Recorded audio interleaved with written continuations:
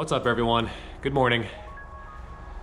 It is early in the morning today. It's just after 7, just because of my work schedule. Today, have to get the workout in before work, which is not what I prefer, especially for higher intensity erg workouts, because I just feel, not surprisingly, I feel extra stiff in the mornings.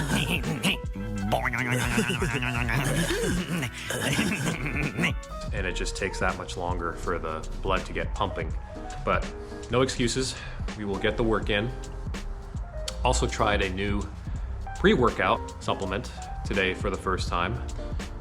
See how my body responds to it, if I feel better, if I don't feel anything, or if I feel worse, so that in the chance I do feel better, maybe I'll use it on race day, but I feel like the effects of the pre-workout might be neutralized by how stiff and tired I feel.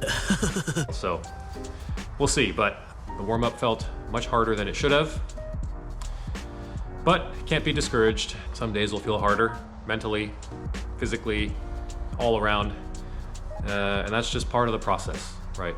Being able to work through sessions like that. And sometimes I've definitely had workouts where I felt terrible during the warm-up, ended up having a great workout. So can't read too much into it. Today's workout is 4 by 2,000 meters with 5 minutes rest in between.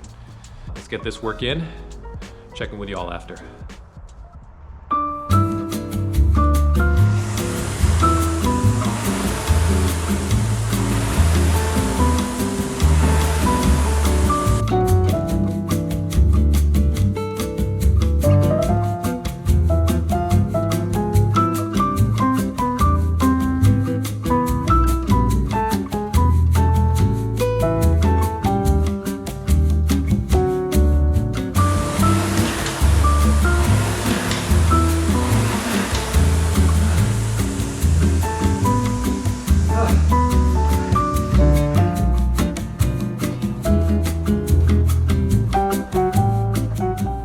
Warm-up felt awful, but the workout itself was actually pretty good.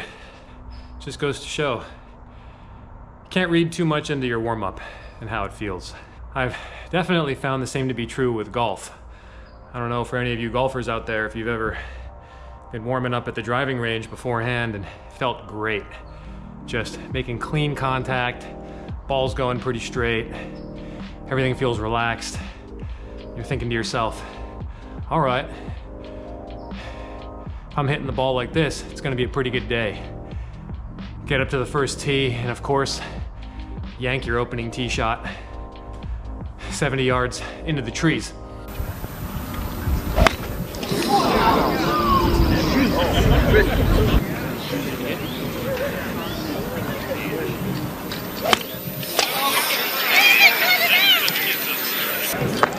First aid on the way.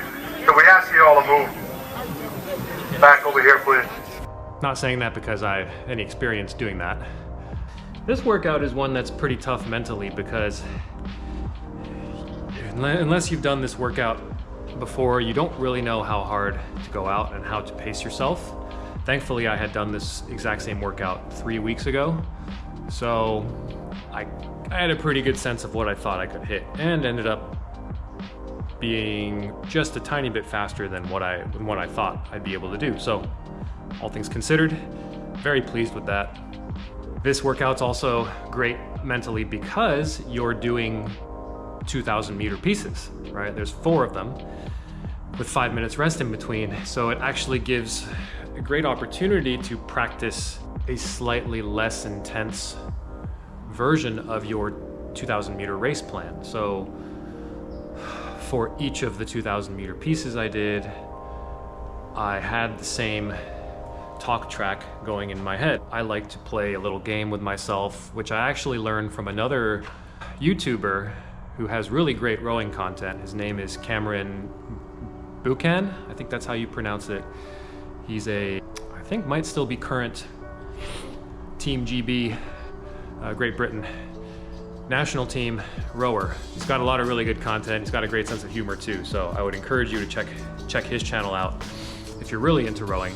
One of the tips he gave for a 2,000 meter piece was once you hit the 1,000 meter mark the halfway point.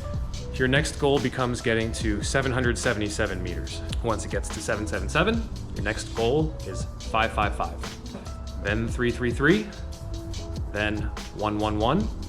By that point, you've got 10 strokes left, 10 to 12 strokes left. You sprint across the finish line and take it home. So I have been using that tip the last few times I've done 2,000 meter workouts, and I really like it. So I'll probably take that with me into race day. As much as I dislike doing hard workouts like this in the morning, it is nice to get it done.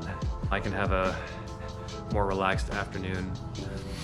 I did also feel a little bit of tightness in my lower back towards the end, right before the fourth and final piece. So, you know, at my age, I have to spend a lot more time on maintenance and injury prevention than I did before, especially given the hip and pelvic floor issues that you've heard me talk about in my last video. I spend probably now upwards of half an hour a day doing mobility work, foam rolling, using a trigger ball, stretching, I mean, you name it, I'm trying it. And usually I can do it while I'm watching TV or while Ian and I are just hanging out after the kids go to bed, so it doesn't feel like I have to take extra time out of my day, but very important to do that so that I don't hurt myself and disqualify myself before the race even starts. Got to stay on top of that. If you like today's video, please give it a like down below and subscribe if you haven't. Thank you so much to all of you who stuck with me so far on this journey. I really, really appreciate it. You all are giving me lots of motivation to keep the journey going, so really appreciate it. And until next time, take care of yourselves, keep chasing, peace.